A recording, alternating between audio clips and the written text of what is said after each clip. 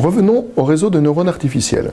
Une critique qui a longtemps été formulée à l'encontre des réseaux de neurones artificiels est qu'il s'agit de boîtes noires dans lesquelles il est difficile de comprendre les processus complexes qui y sont à l'œuvre.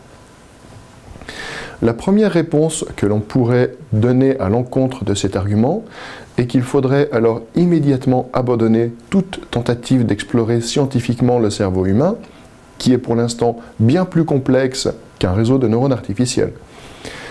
Néanmoins, il existe différents travaux qui illustrent de façon constructive comment il est possible non seulement de comprendre la façon dont un réseau de neurones artificiels fonctionne, mais aussi, via une approche interdisciplinaire, de comprendre comment fonctionne le comportement humain.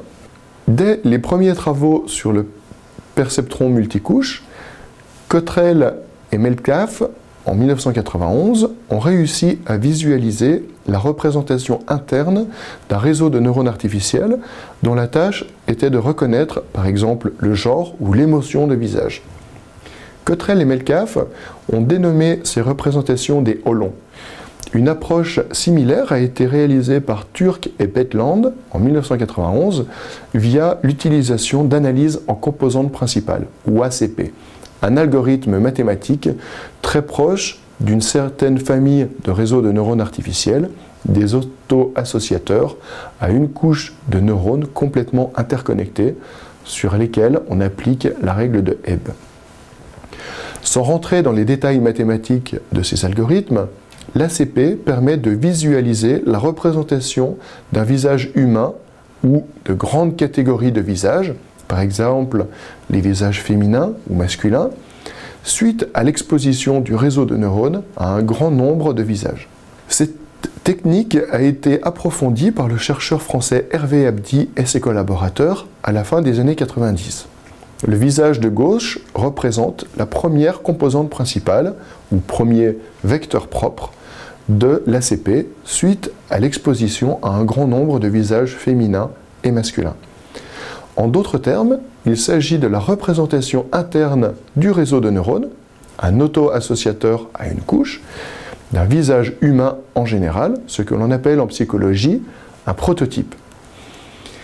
C'est le vecteur qui explique le maximum de variabilité, ou variance, parmi tous les visages appris par le réseau de neurones. L'image du milieu représente le second vecteur propre. Il s'agit du vecteur orthogonal au premier vecteur propre qui explique le maximum de variance résiduelle. Le set d'apprentissage étant composé pour moitié de visage féminin et pour moitié de visage masculin, ce second vecteur propre va donc décrire le genre des visages. En d'autres termes, il est possible de créer une représentation d'un visage féminin ou masculin en combinant le premier vecteur propre et le second vecteur propre. Par soustraction du second vecteur propre au premier, nous pouvons observer la construction d'un prototype masculin en haut à droite. De façon similaire, nous pouvons observer la construction d'un prototype féminin par addition du premier et du second vecteur propre. En d'autres termes, nous pouvons, grâce à ces réseaux de neurones artificiels ou à un algorithme mathématique d'analyse en composantes principales, comprendre comment créer des représentations moyennes prototypiques de catégories qui permettront de catégoriser de nouveaux stimuli par comparaison à ces prototypes. Nous pouvons ainsi explorer l'intérieur de cette fameuse boîte noire et comparer les performances du réseau de neurones à des sujets humains. L'illustration suivante explique comment effectuer ce type de comparaison entre humains et réseau de neurones artificiels. Dans ce graphique, nous pouvons observer comment se distribuent les différents visages dans l'espace représenté par les deux premiers vecteurs propres. Le premier vecteur propre étant représenté en abscisse et le second vecteur propre en ordonnée. Nous pouvons observer les prototypes hommes et femmes de l'illustration précédente qui sont représentés par un M majuscule pour les visages masculins et un F majuscule pour les visages féminins. En termes géométriques, ces prototypes seront situés sur le barycentre de chacune des catégories. Plus intéressant encore, dans une perspective interdisciplinaire, nous pouvons tester si les individus atypiques de la catégorie masculine sont identiques pour le réseau de neurones artificiels et pour les humains.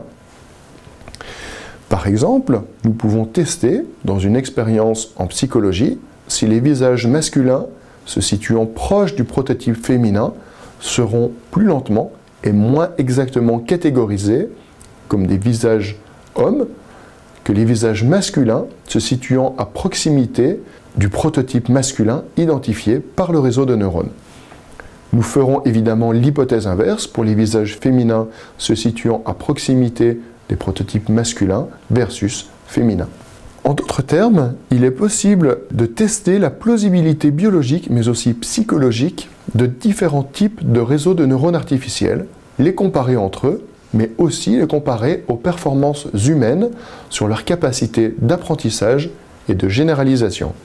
Une approche similaire a été utilisée par Matt Daly et Gary Cottrell et collaborateurs dans la reconnaissance d'expression émotionnelle grâce à un réseau de neurones artificiels. Daly et collaborateurs sont parvenus à identifier les zones du visage pertinentes pour la reconnaissance de chaque expression émotionnelle. De façon intéressante, Mary Smith et Philip Shins, et leurs collaborateurs, ont montré dans une série d'expériences en psychologie que ces mêmes zones étaient les zones pertinentes pour la reconnaissance d'expressions émotionnelles chez les êtres humains.